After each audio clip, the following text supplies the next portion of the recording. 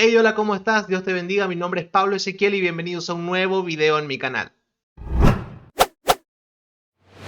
El otro día estaba yo navegando por internet de manera muy tranquila cuando me di cuenta de una cosa que me llamó bastante la atención. Y es que si buscamos en Google cualquier cosa relacionada con el cristianismo, lo primero que nos aparece es una página un tanto llamativa. Bueno, y esta es la página en cuestión. Como verán, se ve muy bonita, ¿no? Muy amena, muy bien organizada. Y fíjense además el nombre, Church of Jesus Christ, iglesia de Jesucristo.org. Con ese nombre uno dice, acá no me van a mentir, acá está toda la verdad acerca de Jesucristo y de su iglesia. Pero bueno, vamos a ver, vamos a analizar de qué trata esta página web. Como ya se habrán dado cuenta, esta página es de la Iglesia de Jesucristo de los Santos de los Últimos Días, es decir, la página web de los mormones. Que sé que a los mormones no les gusta que se les diga así, porque lo toman como algo peyorativo, pero la verdad es que me queda muy largo el nombre, la Iglesia de Jesucristo de los Santos de los Últimos Días.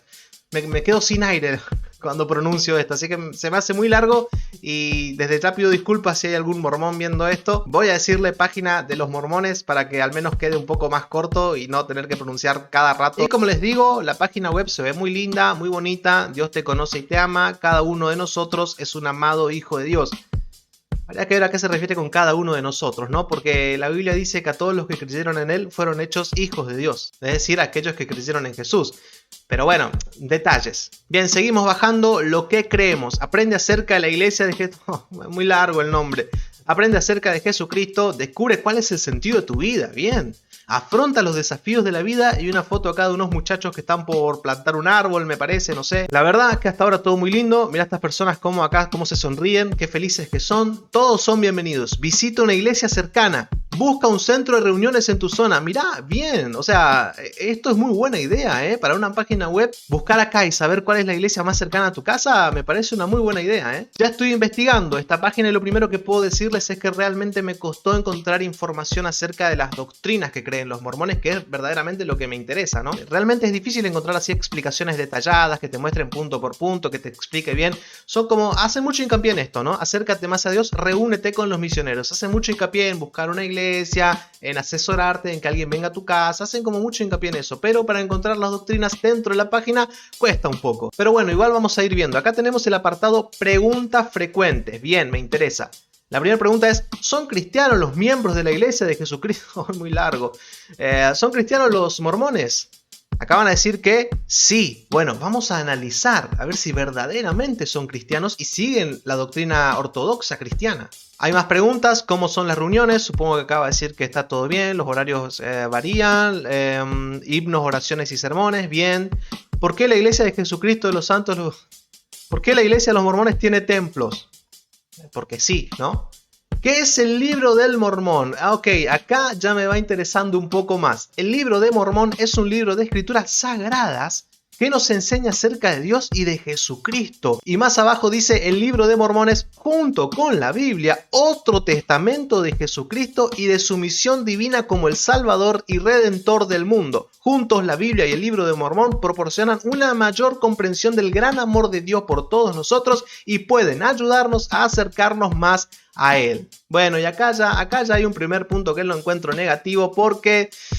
que me quites valor a las Sagradas Escrituras, a la Biblia, ¿no? El escrito de los apóstoles, los evangelios, el Antiguo Testamento, con toda la riqueza en conocimiento, en sabiduría que tiene. Que me quites valor a eso, mirá, porque lo primero que tenemos que analizar es que las grandes herejías provienen de un pensamiento acerca de que algo en el cristianismo es insuficiente, ya sea el sacrificio de Cristo es insuficiente, ya sea la Biblia es insuficiente, y todo parte de ahí, todo parte de que no es suficiente y entonces hay que agregarle algo más. Y eso no pasa solamente a los mormones, pasa a los testigos de Jehová, pasa con los católicos romanos, con los neopentecostales. Esto de, por ejemplo, la Biblia es insuficiente, necesitamos una nueva revelación, algo original, algo que nunca antes se haya dicho o predicado. Y es ahí donde empiezan los problemas. Así que ya acá, arrancando con que me ponga a la misma altura el libro del Mormón con la Biblia, ya para mí ya es un punto negativo. Pero bueno, vamos a seguir viendo, no nos vamos a poner tampoco tan duros ahora.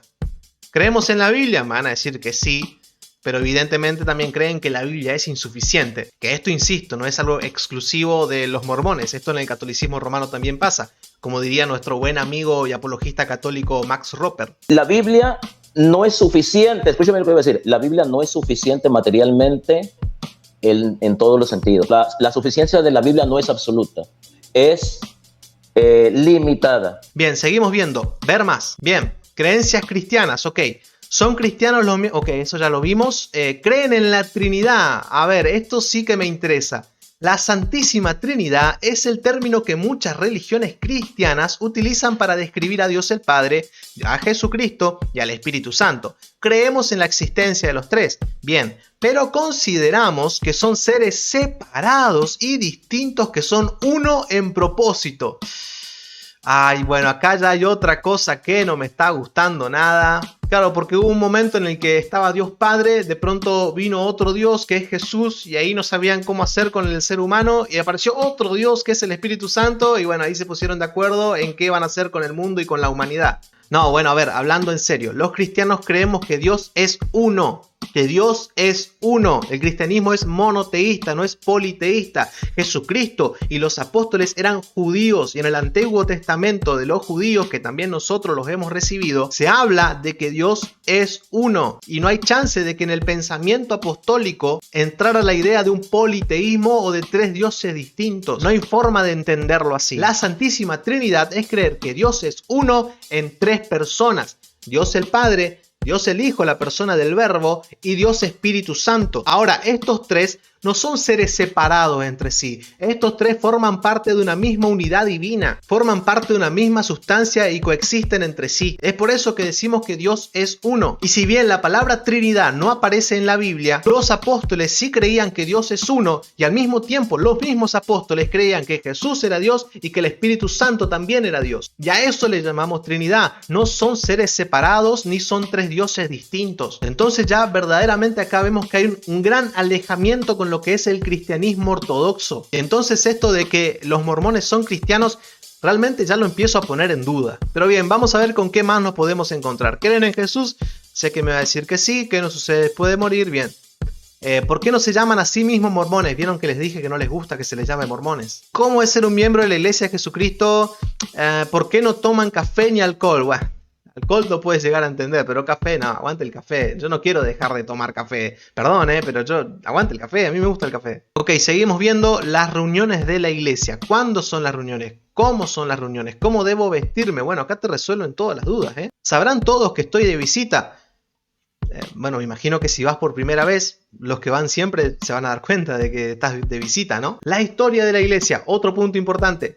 ¿Cómo nació la iglesia de Jesucristo de los Santos de los Últimos Días? Vamos a ver. En 1820, un muchacho de 14 años tenía José Smith. Eso no lo sabía, ¿eh? Comenzó a cuestionar el bienestar de su alma y a preguntarse a qué iglesia debía unirse. Un día al estudiar la Biblia leyó Santiago 1:15 y si alguno de vosotros tiene falta de sabiduría, pídala a Dios. Este versículo tuvo un potente efecto en José que lo impulsó. A ver, pero era un muchachito de 14 años. Y si tenía una Biblia, yo me imagino que capaz era de una familia cristiana, se congregaba en alguna iglesia, tenía algún pastor o no sé, quizás se encontró de casualidad esa Biblia. ¿Pero qué pasó? ¿Leyó solamente Santiago 1:5? ¿El resto del texto bíblico no lo leyó? ¿No leyó Gálatas, donde dice que si un ángel del cielo te anuncia un evangelio diferente sea anatema? Eso no lo leyó, porque después se le apareció un ángel. Miren. Tuvo un potente efecto en José que lo impulsó a buscar una arboleda tranquila e intentar por primera vez en su vida orar en voz alta. Bien, bueno, no, bien, no. Dios el Padre y su Hijo Jesucristo se le aparecieron ese día. Bueno, pero Dios el Padre, de verdad, Dios el Padre en persona se le apareció. Pero no dice la Biblia en el Evangelio de Juan que nadie nunca ha visto al Padre jamás. Bueno, ese texto creo que está en el Evangelio de Juan capítulo 1, no me acuerdo el versículo. Pero ese texto yo creo que hay que quitarlo porque hasta el año 1820 quizás servía. Ahora ya está, ahora ya José Smith ya vio al Padre. José fue escogido como el profeta de Dios que bajo la dirección de Jesucristo restauraría su iglesia en la tierra. La iglesia de Jesucristo de los Santos de los Últimos Días se estableció formalmente en 1830.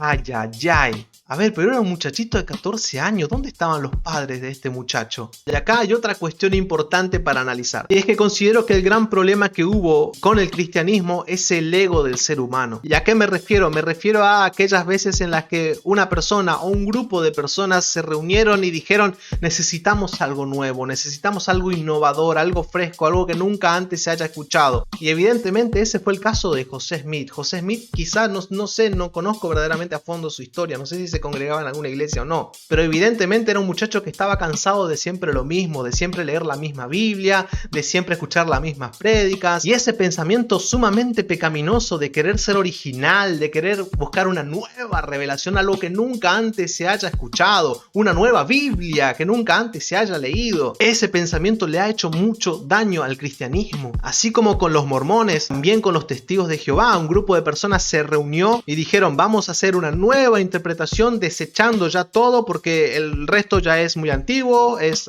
algo anticuado, algo que ya no sirve, vamos a hacer toda una nueva interpretación, y sacaron el libro de la Atalaya. Entonces este deseo de querer ser original, innovador, querer traer algo nuevo es absolutamente hereje, y es ahí donde el diablo se mete y te confunde y te trabaja en la mente, en la cabeza, te hace ver visiones, te hace escribir cosas que nunca fueron. ¿Por qué? Porque, insisto, esta idea de querer traer algo innovador, algo que nunca antes se haya predicado, es un gran problema, y no solamente está en las sectas que recién mencionamos, sino que también está, por ejemplo, en el neopentecostalismo que tan de moda está hoy en día. Esos pseudos apóstoles, esos pseudo profetas que traen la nueva revelación, y Dios me dijo que te diga, y Dios me mostró que tenés que hacer tal cosa. ¿Por qué? Porque evidentemente para ellos la Biblia y los escritos apostólicos no es suficiente. Lo mismo decía: yo como perito arquitecto puse el fundamento, y el fundamento es Jesucristo, y nadie puede poner otro fundamento que el que ya está puesto. No podés poner otro fundamento y llamarlo el libro del Mormón. No podés hacer eso. Ya está todo escrito, ya está todo revelado. ¿Por qué tenemos que pensar que tenemos que buscar una nueva revelación, algo original, algo nunca antes visto? Eso me puede llevar a una herejía terrible. Entonces hay que tener mucho cuidado con esas cosas, y de verdad que me exalto porque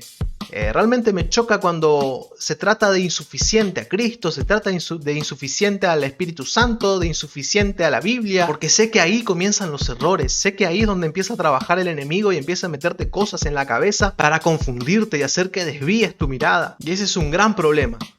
Pero bueno, la iglesia de Jesucristo ha sido restaurada, y dice: cuando Jesús estuvo en la tierra, él organizó su iglesia, llamó a 12 apóstoles. Bien, tras la crucifixión de Jesús, sus apóstoles se enfrentaron a la disidencia dentro de la iglesia y a una creciente persecución fuera de ella. Los llevó a la muerte. Algunas personas abusaron de la religión para tratar de aumentar su propio poder, o se separaron y unieron a nuevas sectas que malinterpretaban las... ¿Cómo? A ver, algunas personas abusaron de la religión para tratar de aumentar su propio poder, o se separaron y unieron a nuevas sectas que malinterpretaban las enseñanzas del Salvador, claro, como los mormones. Con el tiempo el sacerdocio fue quitado de la tierra y muchas verdades importantes se perdieron. Buenas personas como Martín Lutero y Juan Calvino. No me nombres a los reformadores, te lo pido. Voy a tomar el atrevimiento de hablar en nombre de los protestantes, y voy a aclarar que no tenemos absolutamente nada que ver. Por más que acá se los nombre y digan que son buenas personas, no tenemos absolutamente nada que ver. Buenas personas como Martín Lutero y Juan Calvino reconocieron el estado incompleto del cristianismo e intentaron reformar esas iglesias. A ver, estado incompleto del cristianismo. Y yo no lo llamaría así, la verdad. Al contrario, porque si decimos que Lutero, por ejemplo, y los demás padres de la Reforma vieron que estaba incompleta la iglesia, es como que algo le faltaba. Claro, los mormones me van a decir, le faltaba el libro del Mormón. Pero no es que Lutero veía que estaba incompleta la iglesia, al contrario, lo que veían es que se le había agregado cosas, o sea, había cosas extra bíblicas dentro de la iglesia, y fue con eso lo que se combatió. Así que en todo caso no estaba incompleto, sino que al contrario tenía cosas de más, y fue eso lo que combatió en sus 95 tesis, que yo se los recomiendo leer. Entonces acá ya me parece que acá hay una información errónea. Durante esta época de reforma se organizaron muchas religiones nuevas con el fin de seguir sinceramente a Jesucristo y sus... No, tampoco.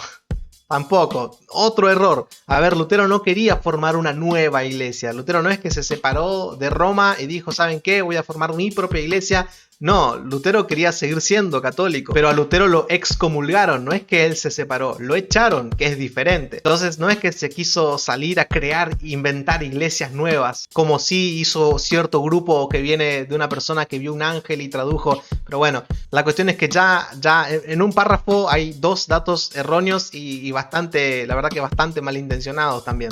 Y antes de que me olvide, te pido que te suscribas y que dejes tu me gusta, porque de esa manera me ayudas a que el verdadero evangelio se siga expandiendo acá por las redes. ¿Qué más dice? ¿Cómo puedo hacer para leer lo que han dicho los profetas y apóstoles modernos? ¿Saben lo que me dijo una vez un mormón hace unos años atrás? Que me regaló una revista, que no era el Libro del Mormón, pero era una revista también de ellos que tenía contenido del Libro del Mormón. Me dijo que yo, antes de leer esa revista, yo ore.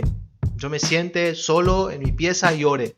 Y le pide a Dios algo nuevo, que me hable, ¿no? Que me toque mi corazón, etc. Y que si yo al leer esa revista sentía, no sé, un escalofrío en la espalda, un cosquilleo, sentía alguna emoción extraña en mi corazón, ese era Dios trayéndome convicción. Y entonces ese juego emocional que a veces te hacen, que si tenés una fe endeble, si tenés una fe débil, te puede llegar a confundir muy fácilmente. En el libro Reina de Todos, que hace una compilación de las apariciones de María, una de las cosas que explica también es que las personas que veían a María, a esta supuesta María, porque sabemos que no era María, era un demonio vestido de ángel de luz, por supuesto que sí, pero esta supuesta María lo que provocaba en la gente era una sensación de éxtasis, una sensación de placer, de alegría, de gozo, de paz. Y claro, la gente que vivía eso decía, esto no puede ser demoníaco, esto tiene que ser algo divino porque me hace sentir bien. Entonces este juego emocional hay que tener realmente mucho cuidado, y qué importante es escudriñar las escrituras, qué importante es leer la Biblia. Ahí tenemos todas las herramientas. Si este muchacho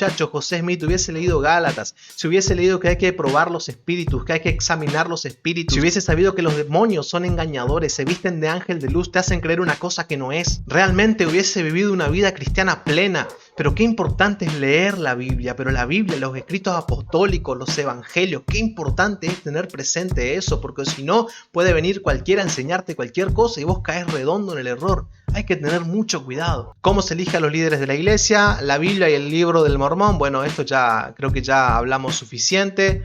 ¿Quién escribió el Libro del Mormón? Al igual que la Biblia, el Libro de Mormón tiene muchos autores.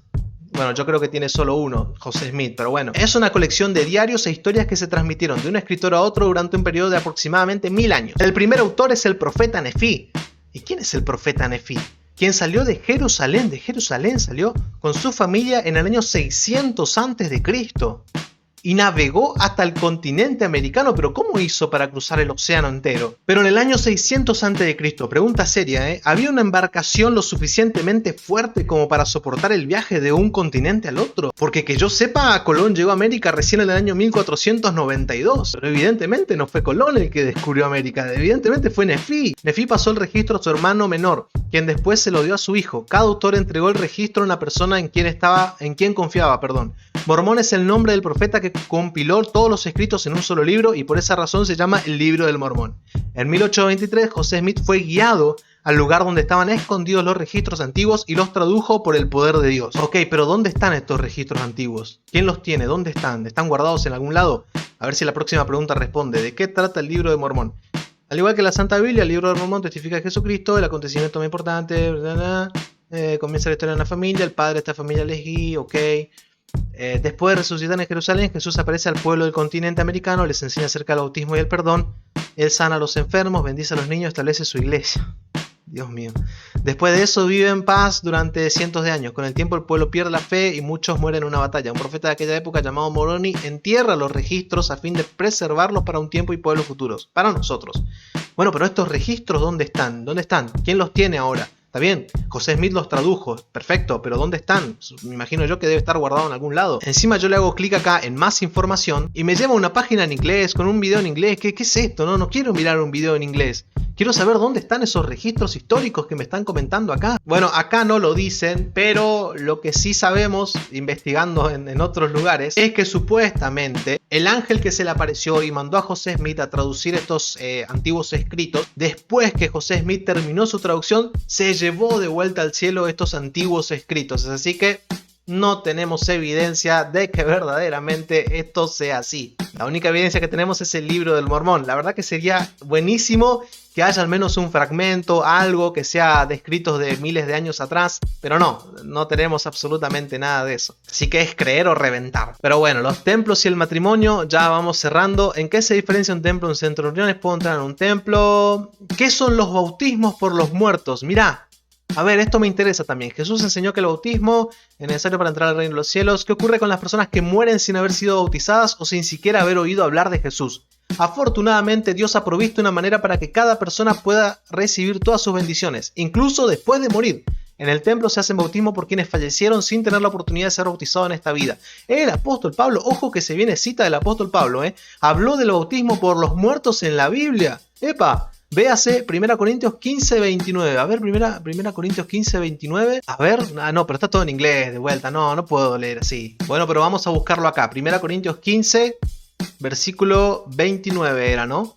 De otro modo, ¿qué harán los que se bautizan por los muertos si en ninguna manera los muertos resucitan? Ok, de este texto se agarran para bautizarse por los muertos. A ver, en la hermenéutica hay una regla que es sumamente básica y es todo texto dentro de su contexto. Y la realidad es que acá el apóstol Pablo no está dando una enseñanza acerca del bautismo, ni está diciendo cómo hay que bautizarse, ni quién hay que bautizar, ni nada. Acá lo que el apóstol Pablo está hablando es acerca de la resurrección de Jesús. De hecho, todo gira en torno al versículo 14. Y si Cristo no resucitó, vana es entonces nuestra predicación, vana es también vuestra fe. Y de eso trata todo este contexto. Y por eso viene una pregunta que es una pregunta retórica. De otro modo, ¿qué harán los que se bautizan por los muertos si en ninguna manera los muertos resucitan? Entonces eso por un lado, todo texto dentro de su contexto. Y segundo, a la hora de elaborar una doctrina, yo no puedo tomar un texto aislado de una parte de la Biblia y decir, bueno, como acá dice tal cosa, entonces nosotros vamos a empezar a creer tal cosa, a cumplir con ciertos rituales. No puedo hacer eso, tengo que leer la Biblia en su conjunto para recién tomar alguna decisión doctrinal.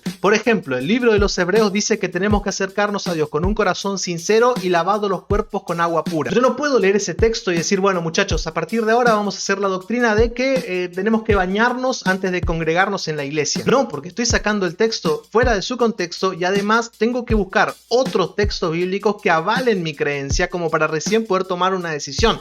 Es decir, yo antes de decidir acerca del bautismo por los muertos tengo que buscar en el resto de la Biblia alguna enseñanza de Jesús, alguna otra enseñanza del apóstol Pablo, alguna otra enseñanza de alguien para recién poder tomar una decisión. Y lo cierto es que en el resto de la Biblia jamás se menciona nada, aparte de este texto, sobre el bautismo por los muertos. Si bien los teólogos y los historiadores no se ponen de acuerdo bien por qué el apóstol Pablo hace esta pregunta, lo que se cree es que en Corinto había una costumbre de precisamente bautizarse por los muertos. Y como acá el apóstol Pablo está hablando de la resurrección y de que si no creemos que la resurrección existe, nada tiene sentido, es por eso que hace esta pregunta. Pero no está enseñando que hay que bautizarse por los muertos. Insisto, esta doctrina realmente está muy mal fundamentada. Bueno, acabo de encontrar otro apartado de preguntas que se llama preguntas frecuentes. No son muchas, creo que ya son, los mormones son cristianos, son preguntas que ya estuvimos viendo, pero lo que a mí me llamó la atención fue la primera pregunta. ¿Los mormones practican la poligamia? Y perdón que me ría, pero realmente me causa gracia que tengan que aclarar esto. Se supone que este tipo de cosas son obvias, no hace falta aclararlas. Es como si yo entrara ahora a una página de una iglesia, no sé, bautista, y la primera pregunta que aparezca sea, ¿somos ladrones los bautistas? No, esas cosas no hace falta aclararlas. Ya si me lo tenés que aclarar es porque algo raro hay. Pero bien, vamos a leer si son polígamos o no. Hay más de 15 millones de mormones en los Estados Unidos y alrededor del mundo, y ninguno de ellos es polígamo. Bien, la práctica de la poligamia está estrictamente prohibida en la Iglesia de Jesucristo. La norma general del matrimonio de la iglesia siempre ha sido monogamia. Ok, tal como se indica, bien. La poligamia fue parte de nuestro pasado. No, muchachos. Pero ya empezaron con el pie izquierdo, ¿no? Durante un periodo de aproximadamente 50 años, en el siglo XIX, pero no es parte de nuestro presente. No, José Smith, no, 14 años tenía José, no puede ser, pero ya empezaron mal, no puede arrancar así una religión que quiera ser cristiana, no puede empezar así. La poligamia se descontinuó oficialmente en 1890. Es decir, hace 122 años. Me da gracia que pongan hace 122 años como diciendo hace un montón que ya no somos polígamos, ¿eh? Pero al mismo tiempo podemos decir que tardaron 50 años en dejar de serlo. Aquellos que practican la poligamia en la actualidad no tienen absolutamente nada que ver con la iglesia. Bueno, y yo diría que los que practicaron la poligamia hace 122 años tampoco tienen nada que ver con la iglesia. José Smith, por ejemplo. José Smith se sabe que tuvo alrededor de 40 o 50 mujeres y un montón de hijos porque Dios así se lo había ordenado. Ahora yo me pregunto, ¿José Smith es parte de la iglesia de los santos de los últimos días o hay algún comunicado oficial que lo desacredite y que lo excomulgue? Porque ya si tus propios fundadores arrancaron siendo polígamos, la verdad es que ya arrancaste muy mal. Para ser una religión cristiana empezaste espantosamente mal. Bien. Pero bueno, este ha sido el análisis en la página web de la Iglesia de Jesucristo de los Santos de los Últimos Días. Muchas gracias por haber visto el video. Como siempre te mando un saludo, que Dios te bendiga. Puesto los ojos en Jesús, leyendo siempre la Escritura, orando siempre a Dios, conectado con el Espíritu Santo, en comunión con nuestro Padre, para estar firmes en la fe. Acuérdense, el que edifica su casa sobre la roca, sobre Jesucristo, cuando vienen las tormentas y cuando vienen los vientos, no cae. Así que Dios te bendiga, puesto los ojos en Jesús, autor y consumador de la fe. Un abrazo grande. Ay, mamá, ¿qué lío con estos hermanos? Pues sin más, jugueten con los nestorianos. Ya no sé qué será lo que está pasando, que las sectas cochinas se nos están infiltrando.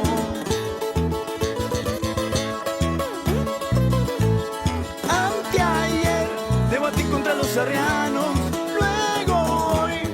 para los abelianos. Después sí, me topé con los nestorianos y de ahí le seguí con esos romanos.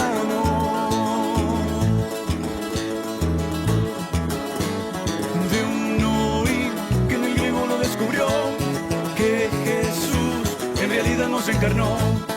Otro más, contumaz y muy atrevido, dijo que aquel niño no era divino. Escuché yo otro blasfemo, que a Jesús me lo hizo un esquizofrénico. Según son generación pentecostal, herejes que me niegan la Trinidad.